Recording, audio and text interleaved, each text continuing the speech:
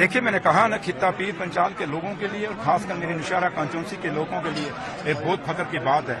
हमारा खित्ता पीर पंचाल, मैं अपने खित्ता पीर पंचाल के लोगों की तरफ से और नौशहरा कॉन्स्टिट्यूंसी की तरफ से मैं अपने लीडर डॉक्टर फारूक अब्दुल्ला साहब और उमर अब्दुल्ला साहब का मेरे पास लफ्ज नहीं कि मैं शुक्रिया कैसे अदा करूं, क्योंकि एक बहुत बड़ा ओहदा हमें दिया है। जिस खित्ता पीर पंचाल के अंदर एक मिनिस्ट्री लेने के लिए बड़ा मुश्किल हो जाता था, आज वहां डिप्टी चीफ मिनिस्टर दिया है। और जम्मू के लिए भी ये फख्र की बात है कि जो लोग बातें करते थे कि जम्मू का चीफ मिनिस्टर होना चाहिए, उमर साहब ने दिखा दिया भैया कि हम नेशनल कॉन्फ्रेंस को जमात है जिसने दोनों खित्तों को हमेशा, पहले तो तीसरा खित्ता भी हमारे साथ होता था, लद्दाख वो अलग हो गया, लेकिन ये दोनों खित्तों को हमेशा साथ लेके चली है।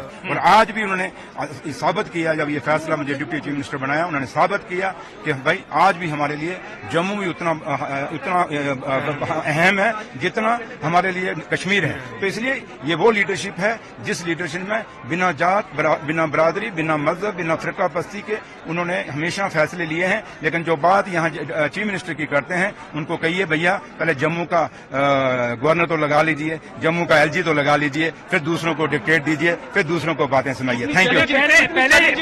पहले यहाँ पे स्टेट की अब यूटी है, तो कितना चैलेंजिंग रहेगा? देखिए, चैलेंजिंग कुछ नहीं है। आपको याद होगा ऑनरेबल होम मिनिस्टर साहब ने पार्लियामेंट में कहा था, खुद कहा था खड़े होकर कि मैं जम्मू कश्मीर की जमीनें और जम्मू कश्मीर के रोजगार बाहर के लोगों को नहीं लेने देंगे, वो जम्मू कश्मीर के लोगों का हिस्सा रहेगा, उसको कोई दूसरा नहीं लेने नहीं देंगे। और दूसरा, उसी हाउस में उसी दिन उन्होंने कहा था कि हम जल्दी से जल्दी जम्मू कश्मीर को स्टेट वापस देंगे। आज हम जो चुन के आए हैं, हमें कोई नॉमिनेटेड एमएलए नहीं है या नॉमिनेटेड गवर्नमेंट नहीं है, हमें लोगों ने चुना हुआ है। और उम्मीद करते हैं कि ऑनरेबल होम मिनिस्टर साहब, मोदी साहब, इन लोगों का जो फैसला उन्होंने लिया है, नेशनल कॉन्फ्रेंस की सरकार बनाई है, उस फैसले को मानेंगे, इस डेमोक्रेसी को मानेंगे और इस डेमोक्रेसी को मजबूत करेंगे और जल्दी से जल्दी यहाँ स्टेट देंगे। लेकिन उमर साहब ने कहा है कि 370 पे इस गवर्नमेंट से बात नहीं कर सकते क्योंकि जिन्होंने छीना उनसे क्या। मैंने आपको कहा कि खुद होम मिनिस्टर साहब ने कहा है कि हम ना यहाँ की जमीनें लेने देंगे, ना यहाँ के रोजगार दूसरे लोगों को लेने देंगे। इसका मतलब क्या हुआ? अगर हिमाचल को स्पेशल स्टेटस हो सकता है तो वाई नॉट जम्मू कश्मीर?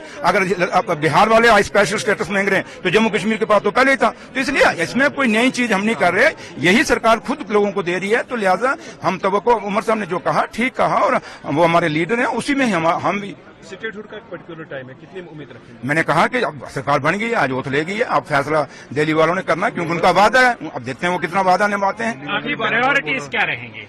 हमारी प्रायोरिटीज तो आपको सबको पता है कि आज इन 10 सालों में जो एक गैप आया है, लोगों के सरकार लोगों से, आम लोगों से दूर हो गई है, उस गैप को कहीं ना कहीं बांटना पड़ेगा, उस गैप को कम करना पड़ेगा। उसके बाद लोग बेरोजगार बच्चों का रोजगार का मसला है, यहाँ बिजली का मसला है, यहाँ पानी का मसला है, यहाँ हॉस्पिटलों का मसला है, यहाँ स्कूलों का मसला है, यहाँ टूरिज्म का मसला है। काफी सारे मसले हैं जो यहाँ जम्मू कश्मीर में मसले हैं। इन मसलों को कहीं ना कहीं नेशनल कॉन्फ्रेंस ने हल करना। और सबसे बड़ा मसला जो जम्मू का है, क्योंकि जम्मू जो हमारा दरबार मुफ्त था, ये महाराजे का दिया हुआ था, किसी पार्टी ने नहीं दी था, और महाराजे के फैसले को ही नेशनल कॉन्फ्रेंस ने आगे चलाया था। तो इसलिए जो दरबार मुंह है हमारा, क्योंकि हमारे दरबार बंद होने से जम्मू की इकॉनमी को बड़ा फर्क पड़ा है, और हम जल्दी से जल्दी उसको कोशिश करेंगे कि दरबार मुंह दोबारा चालू हो, क्योंकि जम्मू की इकॉनमी को जिंदा रखना है, जम्मू के व्यापारियों को जिंदा रखना है, जम्मू के होटलों को जिंदा रखना है,